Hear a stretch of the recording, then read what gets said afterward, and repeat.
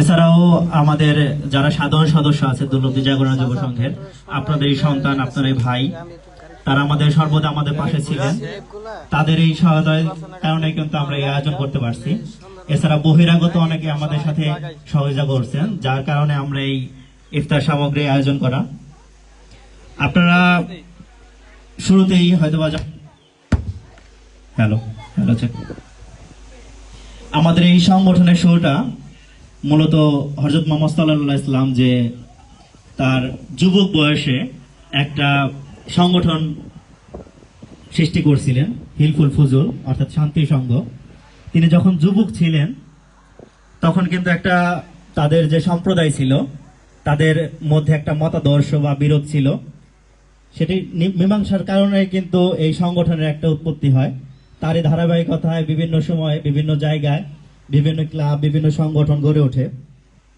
কিন্তু একটা সময় দেখা যায় এই ক্লাব বা সংঘ বিভিন্ন ভালো কাজের জন্য সৃষ্টি হলেও একটা সময় কিন্তু সেই ভালো কাজের পথ থেকে তারা বিপদে চলে যায়, যার কারণে আমরা ক্লাব বা যুব সংঘের নাম শুনলে একটা ভয় কাজ করে আমাদের মধ্যে, তাই না?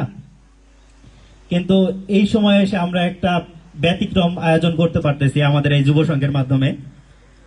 আপনারা সবাই জানেন আমরা বিগত কয়েক বছর ধরে শীতের সময় আমরা কম্বল বিতরণ করে থাকি।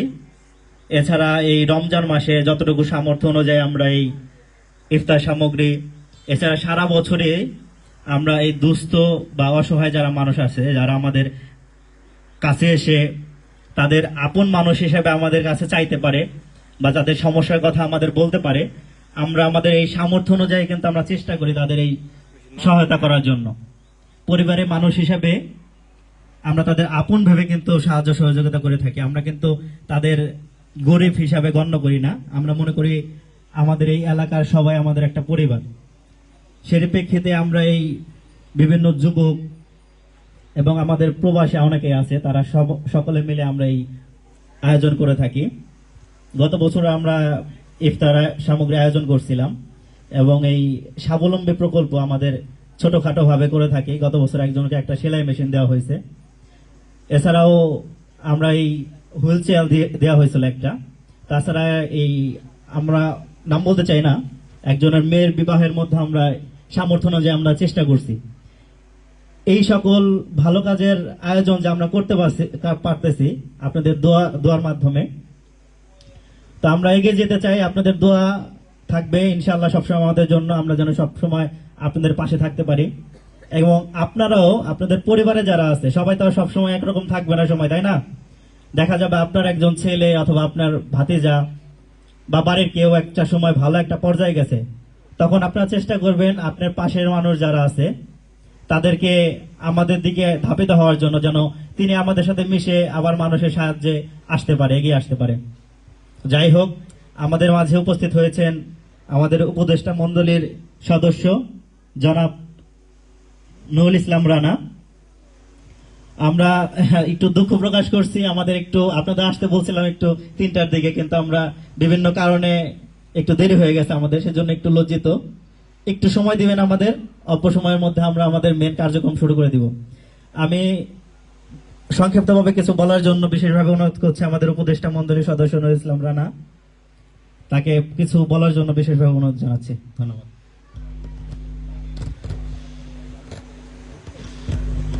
আচ্ছা, দুঃখিত, আমাদের ইমাম সাহেব চলে আসছেন, আমাদের দুর্লভদী বায়তুল নূর জামে মসজিদের ইমাম সাহেব তিনি আসছেন, আহমদ আলী হুজুর, এবং তিনি আমির হাটিপাড়া ইউনিয়ন ইসলামী জামাত ইসলাম, হ্যাঁ, তাকে সিট গ্রহণ করার জন্য বিশেষভাবে অনুরোধ জানাচ্ছি।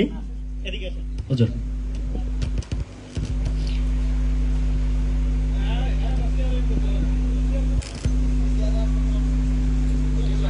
আমাদের মাঝে এখন মূল্যবান কোরআন এবং হাদিস থেকে কয়েকটি কথা শোনাবেন আমাদের দুর্লভদী বায়তুল নূর জামে মসজিদের ইমাম জনাব আহমদ আলী হুজুর। আমাদের মাঝে ইতিমধ্যে উপস্থিত হয়েছেন হাটিপাড়া ইউনিয়ন যুব দলের সম্মানিত সভাপতি নজরুল ইসলাম, তাকে সিট গ্রহণ করার জন্য বিশেষভাবে অনুরোধ জানাচ্ছি। আমরা চলে যাচ্ছি হুজুরের কাছে। তিনি আমাদের কোরআন এবং হাদিস থেকে কয়েকটি কথা শোনাবেন, আমরা মন দিয়ে শুনবো। ধন্যবাদ।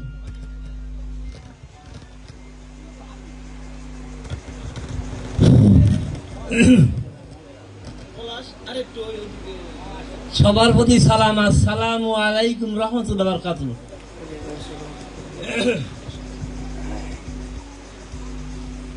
লাখো কোটি শুকরিয়া, আমরা ইফতার মাহফিলের বিতরণের অনুষ্ঠানে কিছু কথা আলোচনা করার জন্য সুযোগ পাইছি, আল্লাহ তৌফিক দিয়েছেন। তো সবাই আমরা বলি আলহামদুলিল্লাহ, আলহামদুলিল্লাহ। ঠান্ডা একটু বাড়াই দেন, কারণ আমার জোর তো কম। আউযু বিল্লাহি মিনাশ শাইতানির রাজিম। বিসমিল্লাহির রহমানির রহিম।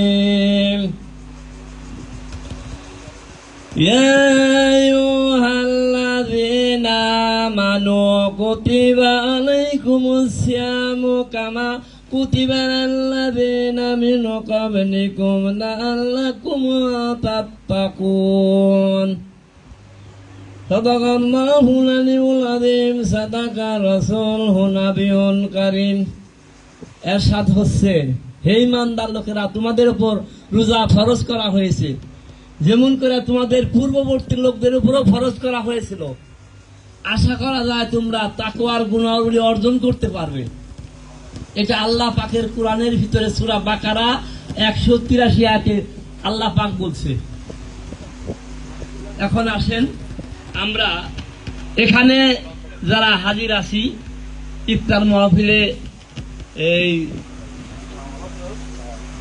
দুর্লভী জাগরণীয় যুব সংঘ, দুর্লভী জাগরণ যুব সংঘ, এখানে তাদের মাধ্যমে গরিব দুঃখীদের, অসহায়দের ইফতার ব্যবস্থা করা হয়েছে। আল্লাহ পাক দেখতেছে। তা আমি আয়াতগুলি পড়তেছিলাম বাকারায় 183 আয়াতে কোরআনের ভিতরে আল্লাহ পাক বলছে যে সিয়াম সাধনা করে তাকওয়া গুণ অর্জন করতে পারবে। তাকওয়ার এটা অংশ। এই যে ইফতার মাহফিল, এটা তাকওয়ার একটা অংশ। মানুষকে খেদমত করার জন্য, আল্লাহর হুকুম পালন করার জন্য এটা একটা অংশ। আল্লাহ পাক দেখতেছে, ফেরেশতারা আছে, ফেরেশতারা ছবি উঠাই নিবে রাখছে, এখানে কি করতেছি, কথা বলতেছি, এখানে কতগুলি মানুষ আছে, আপনারা সহ এটার ফটো উঠাই নিব, আল্লাহর কাছে জমা দিব। কোরআন হাদিসে পরিষ্কার আছে, আসিয়ামু জুন্নাতুন যাকাতু কান্তাজুল ইসলাম। হাদিস বুখারী শরীফ, মুসলিম শরীফ, আবু দাউদ, মিসকাত শরীফ, দায়রা হাদিস, যতগুলি হাদিসে আছে পরিষ্কার আছে। আপনারা যারা পড়া জানেন, গাইটা দেখেন কি অবস্থা, একই, কোনো এখানে গুজামেল নাই। আর আল্লাহর কোরআনে তো বললামই যে তাকওয়ার এটা অংশ। এটা যদি জারি থাকে, প্রত্যেকটা কর্মী এখানে যারা আছে যুব সংঘ, তাদের আমল নামায় উঠে দেব, একটার বাদ থাকবো না। যারা পয়সা দিচ্ছে, যারা নাই এখানে, পয়সা দিচ্ছে যারা, টাকা দিচ্ছে যারা, এখানে যারা নাই, তাদেরও আল্লাহ পাক বুঝে এদের কি অবস্থা। এই যে উপকার করা, এই যে ইফতারের আয়োজন করা, এটা চারটাখানি কথা না। পয়সার দরকার, খাটনির দরকার, বাজার দেওয়া দরকার, কত কিছু। এই যে ঝামেলা পোখাইছে যারা, এই কর্মী বাহিনী, আল্লাহর সৈনিক বলা হয়, সুরাইয়ের ভিতর, নিসার ভিতরে আছে আল্লাহ সৈনিক। এগুলি এই ভালো কাজ করার জন্য যারা কাজ করে, পরিশ্রম দেয়, সময় দেয়, জ্ঞান দেয়, বুদ্ধি দেয়, আক্কল, বিবেক, আউট নলেজ যতগুলি আছে, এগুলি খাটাইয়াই তো এগুলি করা। এগুলি তো এমনি হঠাৎ করে আসে না, বহুত খাটনির পরে তো আসে এগুলি। কিন্তু সবগুলি রেকর্ড আল্লাহ পাক নিয়ে নিব, আল্লাহর কাছে চলে যাবো, ফেরেশতারা নিয়ে যাব। এই যে আপনারা আসছেন, খাইয়ে দোয়া করবেন না? অবশ্যই দোয়া করবেন। এখানে আমি বলতেছি, কিন্তু দোয়া তো একলাই আসবো। ইন্নামা আমালু বিন্নিয়াত, বুখারী শরীফ হাদিস। ভিতর থেকে নিয়ত যখন খাঁটি হয়ে যায়, যখন পাইবেন তখন নিয়ত শুরু হয়ে গেল। এটা চাউল লাগবো না, কোন লাগবো না, কারো মাধ্যমে যাইবো না যে নাই দেন আমার নিয়ে দোয়া করেন। কি দোয়া করবো? দোয়া তো শেষ, দোয়া তো পাইয়েই দিলেন। তাদের মাধ্যমে যারা নাকি এগুলি করলো, তাদের সাথে লাগবে না। হাজার হাজার মাইল দূরে মদিনা শরীফ, তার নবীর মাধ্যমে যদি আমরা দোয়া করি, সেখানে চলে যায় যদি, আর এখানটা চলে যাবো না। অনেকে ভুল বুঝে, ভুলের কিছুই নাই। দোয়া করলে আল্লাহর দরবারে কবুল হইব কি না সেটা তো পরে, কিন্তু দোয়া করার জন্য আমরা তো দোয়া করতেছি। আপনারা দোয়া করবেন না? দোয়া করবেন তো। আসবো প্রত্যেকটা ছেলে, প্রত্যেকটা যেখানে সদস্য যারা আছে তাদের উপরে আসবো, সাফ করবো, আল্লাহ পাক ফেরেশতা দিয়া দিব যে দেখো এখানে কাজকর্ম করছে। আর অন্যায় করলে এখন আসেন, ধ্যান সাধনা করিয়া যদি আমি অন্যায় করি সেটারও চাপ আসবো, এই তীরে তীরে পড়বো, প্রত্যেকটা সদস্য তীরে তীরে, কোনো মাপ নাই। এমনকি আমার ওয়েসন রাখবো, কারণ আমি আলোচনা করতেছি, এরা যদি না মানে বুঝতে আনছি কথা বক বক করে দেখবে কি খারাপ ভাষা মনে করবেন না। এখানে ওয়াজ করে গেলাম, আমি কথা বলে গেলাম, কিছু মানলেন না। আমার এসুর লাগলো তো, ফেরেশতারা এসুর দিব আমারে, কেমনে লাগবো জানি না, ফল পাইয়া যাবো, পাবো হঠাৎ করে মুচকে যাবো, পেটে ব্যথা করবো, বিভিন্ন কৌশলে আমি আমার নামাজে যাবো, কিন্তু অল্পতে আমি শেষ করে দিব।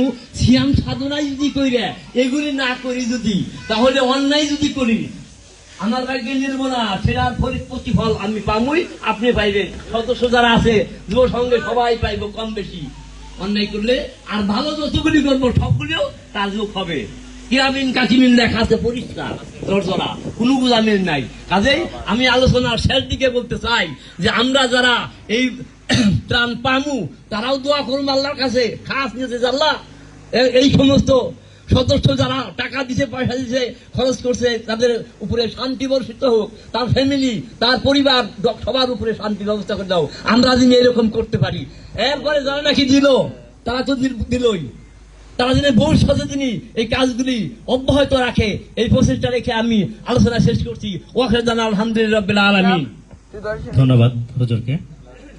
এবার আমাদের মাঝে একটি মূল্যবান কথা রাখবেন আমাদের উপদেষ্টা মণ্ডলীর সদস্য জনাব নুরুল ইসলাম রানা, তাকে বিশেষভাবে অনুরোধ জানাচ্ছি।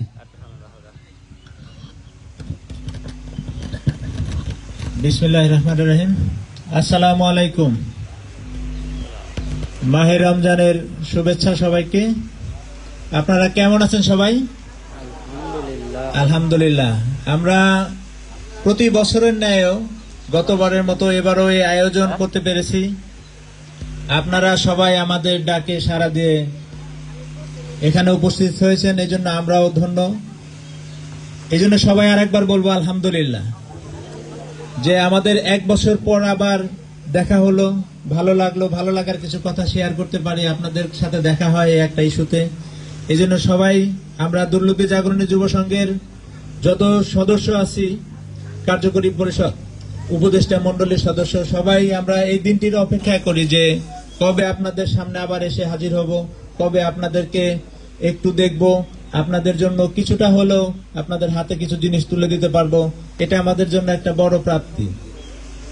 দুর্লভী জাগরণী যুব সংঘ যে সংগঠনটি আজকে দীর্ঘদিন যাবৎ আপনারা সকলেই জানেন, এই অত্র এলাকায় না শুধু এখন মানিকগঞ্জ জেলার মধ্যে একটি উল্লেখযোগ্য একটি সংগঠনে পরিণত হয়েছে, শুধু আপনাদের ভালোবাসার কারণে।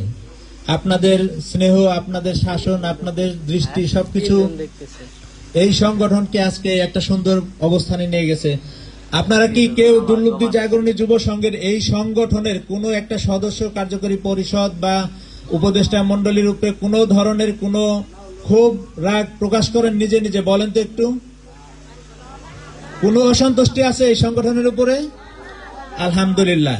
তাহলে আমরা কিন্তু এতটুকু বলতে পারি যে আপনাদের এই রেসপন্স প্রমাণ করে আমাদের সংগঠনের অবস্থান, যে আমরা কোথায় আছি। আমরা যতটুকুই করতে পারতেছি আলহামদুলিল্লাহ, স্বার্থ অনুযায়ী আমরা কিন্তু আমাদের এখানে কারো কোনো স্বার্থ নাই, শুধু এতটুকুই যে আমরা সবাইকে একত্রিত রেখে, আমি বারবার একটা কথা বলি যে দুর্লভী জাগরণী যুব সংঘের মূল বক্তব্যই থাকে সবাইকে নিয়ে একতা থাকা, একসঙ্গে থাকা, একটা ছাতার নিচে বসবাস করে আমরা সবাই যেন একটা ভ্রাতৃত্ব বন্ধনে থাকতে পারি।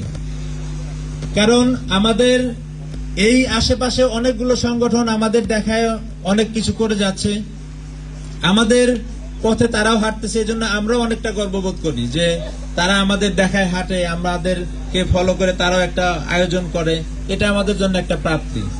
তো তারপরে এতটুকু বলবো যে দুর্লভী জাগরণী যুব সংঘের মাধ্যমে আমরা যতটুকুই করতে পারি, সামনে যেন আরো এটাকে বড় থেকে আরো বড় করতে পারি। আপনারা দেখেন যে এখানে একটা খেলা হয়, তারপরে আমাদের বিভিন্ন অকেশনে বিভিন্ন সময় আমরা বিভিন্ন ধরনের অনুষ্ঠান বিভিন্ন কার্যক্রম হাতে নেই। যেমন এখানে একটু আগে বলে গেছেন যে আমরা কিছু গতবার করেছিলাম, একটা সেলাই মেশিনের ব্যবস্থা করেছিলাম, একটা হুইল চেয়ারের ব্যবস্থা করেছিলাম, বা কেউ যদি এরকম থেকে থাকেন আমাদের মাঝে, আমরা চেষ্টা করি আমাদের স্বার্থ মতো দিয়ে। কারণ কি, এখানে আমাদের উপদেষ্টা মণ্ডলীর কিছু সদস্য আছে যারা এই সংগঠনের প্রতি এতটাই নিবেদিত, তারা কিন্তু দেশেও থাকে না, দেশের বাইরে থেকে সুদূর আমেরিকা বলি, সৌদি আরব বলি, বিশ্বের বিভিন্ন জায়গায় থেকে বেশ কিছু উপদেষ্টা মণ্ডলী সদস্য আছেন যারা এই সংগঠনকে কিভাবে আরো বেশি ভালো, আরো বেশি মানুষের কাছে পৌঁছে দেওয়া যায় সব সময় এই কাজগুলো করে আসতেছে। আমরা তো দেশে থাকি, চট করে ডাক দিলে চলে আসতে পারি, কিন্তু তারা আসতে পারে না, কিন্তু তাদের মনটা পড়ে থাকে এই ধরনের অনুষ্ঠানে। তারা সব সময় চায় এখানে থেকে উপস্থিত থেকে আপনাদের সাথে ডিসকাস করতে। আমাদের সাথে যখন ফোনে কথা হয় তারা অনেক দুঃখ প্রকাশ কম দেখতে পাচ্ছি। তারপরে বলবো যে সবাই তো ব্যস্ত আছে, পিছনে আবার কার্যক্রম চলতেছে।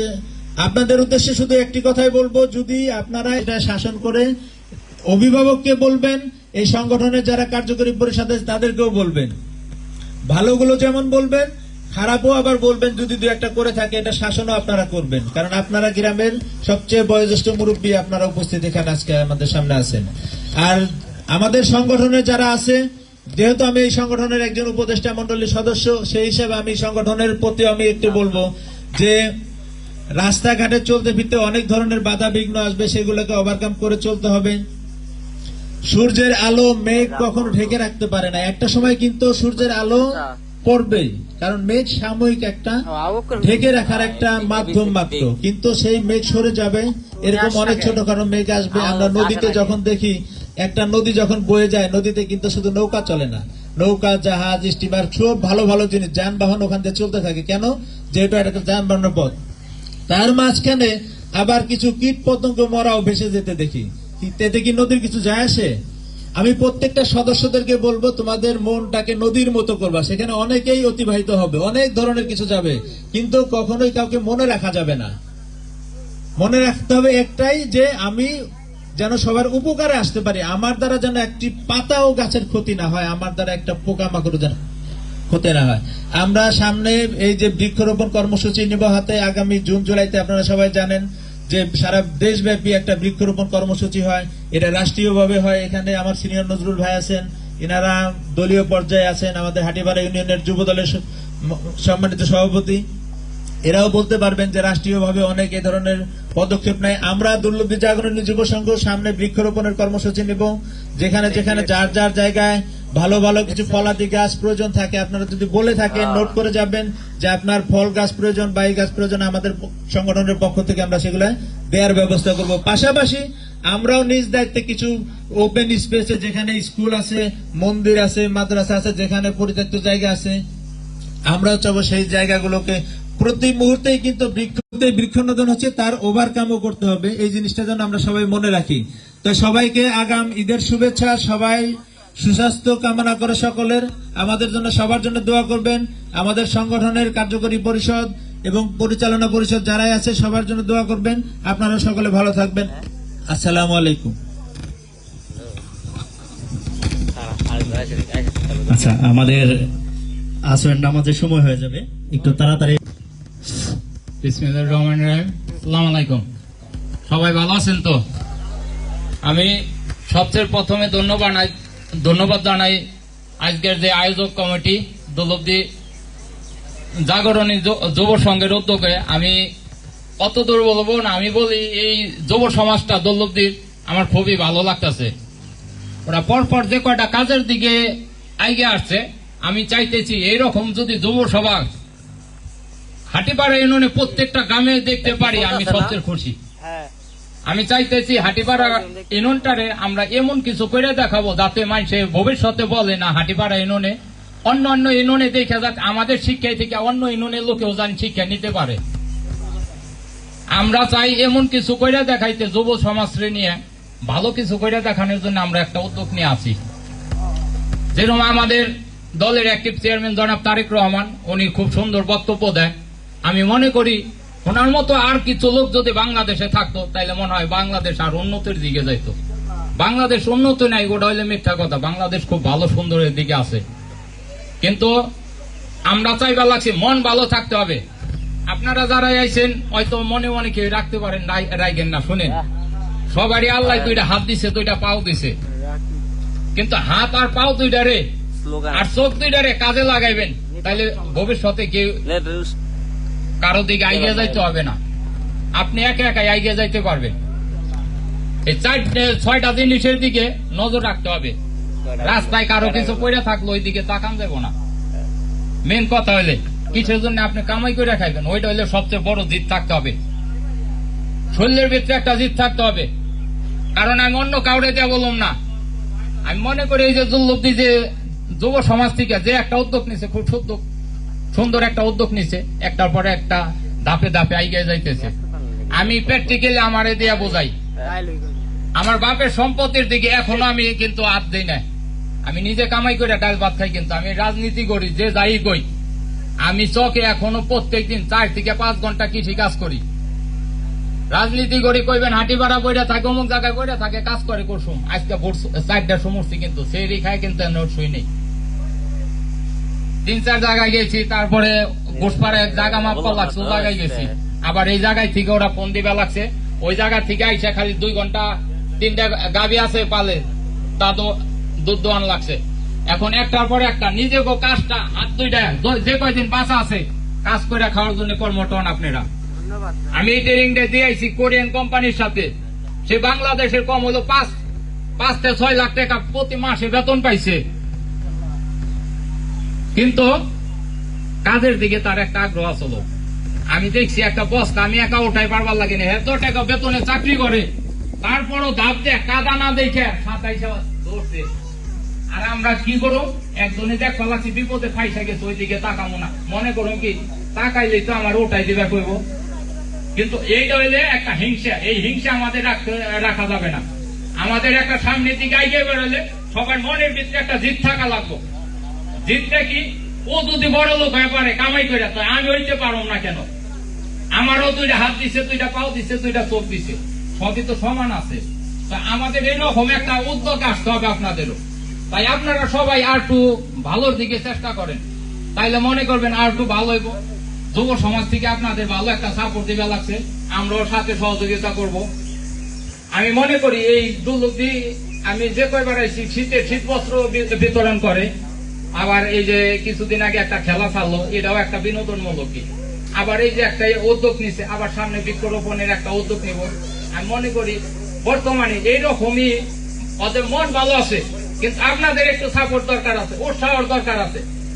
একার দ্বারা হবে না, সবাই মিলে উৎসাহ দিয়ে একদিকটা না পারলে আর একদিকটা একটা উৎসাহ দিয়ে এগিয়ে আসতে হবে এদের পথে। তাই আমি মনে করি আমি সর্বোচ্চ যে কয়েকদিন বাঁচা আছি, এরা ডাক দিলে আমার সাপোর্ট পাইবে, এরা আর কিছু না পাইলে আমার সাপোর্ট পাইব। আমি যদি বাইরে থাকি, আমার দল যদি ক্ষমতা আসে, আমি সর্বোচ্চ দিক দিয়ে একটা সাপোর্ট দিব। কারণ ভিত্তিতে আমি একটা মানবতা পাইছি, মানবতা থাকতে হবে, একতা থাকতে হবে। আর যে একতা আছে, খুব ভালো একটা একতা আছে। মানুষের প্রথমে আমার অনেক অনেক পথের জিনিস বোঝাইছে, কিন্তু এখন দেখি আস্তে আস্তে সবচেয়ে ভালো একটা সংগঠন আছে দলবদ্ধ। আমি আগে পরে যাই শুনছি, কিন্তু বর্তমানে কাছে না আসলে এটা বুঝতাম না। আমি এত বছর আসিনি, এই বছরে প্রথমে এর সাথে অংশগ্রহণ, কিন্তু এদেরকে দেখলাম এদের মনটা খুব ভালো আছে। মন ভালো থাকতে হবে, টাকা থাকলেই হবে না। আপনার পকেটে কোটি টাকা আছে, মানুষের দিবার মন নাই, মানুষের একটা কথা কবার মন নাই, রাস্তায় দেখলে একজন জিজ্ঞাবেন না ভাই ভালো আছেন না মন্দ আছেন, ওই মনের কোনো দাম নাই আমার কাছে। মুসলমান রাস্তাটা চলবার গেলে সবাই সবাই সালাম দেওয়া লাগে, বড় আর ছোট নাই, না হইলে জিজ্ঞাসা করা লাগে ভাই কেমন আছে। টাকাতে কি করে, সবচেয়ে বড় জিনিস এইটা, ভাই ভালো আছো নাকি, এই কথাটা যে জিজ্ঞাসা সেই মনে করবেন সবচেয়ে ভালো একটা লোক। আর টাকা আছে পকেটে, মোটর সাইকেল গাড়ি নিয়ে রাস্তাতে যাইবো, দাব দেন, হঠাৎ করে ওই যে আপনার ই করবো, ওই লোক ভাল্লা।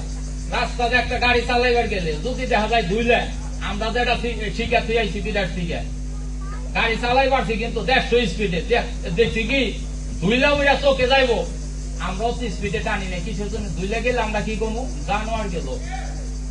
আমরা হইলে মানুষ হয়ে জন্মগ্রহণ করে আমরা কেন জানোয়ার হইতে যাবো? তাই সবাই শিক্ষার অনেক কিছু আছে। তাই আপনাদের উদ্দেশ্য একটাই বলি, আপনারা সবাই কাজ করে খাইলে একটু কাজ করে খাওয়ার পর আপনাদের জন্য সবার জন্য একটা ভালো এই থাকে। কাজ করলে রোগ বালাই আসবো না, অনেক কিছু থেকে আপনারা 5 ওয়াক্ত নামাজ পড়লে মনে করেন আপনি যে একটা শরীরগত ধোয়া পরিষ্কার থাকে 5 বার, তো আপনারা হাত পাও ধুইবেন, এটার দিকেও কিন্তু রোগ বালাই অনেক মাপ পাইবেন আপনারা। আপনারা যে যাই বোঝাই, এই যে ডায়াবেটিস কন এসব রোগী কিন্তু সহজ হইব না। আমাদের বাংলাদেশে সৌদির একজনের সমান মোটা নাই, 3 জন মনে হয় এই জায়গায়। এই মোটা মোটা দেখেন গা মিষ্টি, ওরা কোনোদিন কইব না মিষ্টি খাম না, অগো 7 দিন কইব না মিষ্টি খাম না। কিসের জন্য? অগো রোগ বালাই আল্লাহ চায় নাই। 5 ওয়াক্ত আর কিছু না করলে 5 ওয়াক্ত নামাজ পড়বা, বাতে সেজদা দেবেন, এই দিবেন, ডায়াবেটিস বলতে কাছে আসবো না আপনাদের। অনেক কিছু কিন্তু শিক্ষার আছে আপনাদের, বাইরে না গেলে আমরা এই যে এত তো শিখতাম না। কিন্তু তাই আপনাদের সবার কাছে একটাই অনুরোধ, শুনেন, বইসে না থাকে প্রত্যেক দিন আর কিছু না পালো, যে কয়দিন হাত পাও শরীরগত ভালো আছে, আপনারা কাজ করে একটু নিজেরটা নিজে খাওয়ার জন্য চেষ্টা করবেন। তারপরে আপনি ছেলেটা খাইবেন, হলে পরে পোলারে কইবেন এখন যে কয়দিন খাম এই কয়দিন জোগাড় করে রাখা আমাকে। কারণ প্রত্যেক দিন আপনি 3 থেকে 6 ঘন্টা কাজ করবেন, দেখবেন আপনি কোনোদিন বিপদে পড়বেন না, ঠিকই থাকবেন না। একটা অনুরোধ করলাম আপনার কাছে, হয়তো আমার কথা আপনার কাছে খারাপ লাগবো, কিন্তু মনে কিছু নিয়ে না, বুঝছেন? ভুল হইলে ছেলে হিসাবে, বাচ্চা হিসাবে, যে কোনো হিসাবে মাফ করে দিন, বুঝছেন? আমি ওই উচিত কথা কইতো, যে কারণে সবাই আমার পছন্দ করে না, কিন্তু আমি আপনাদের ভালোর জন্য কইলাম কথা কইলে। আমি আল্লাহর কাছে একটাই দোয়া করি, যদি রাস্তায় কোটি টাকার ব্যাগ পড়ে থাকে কি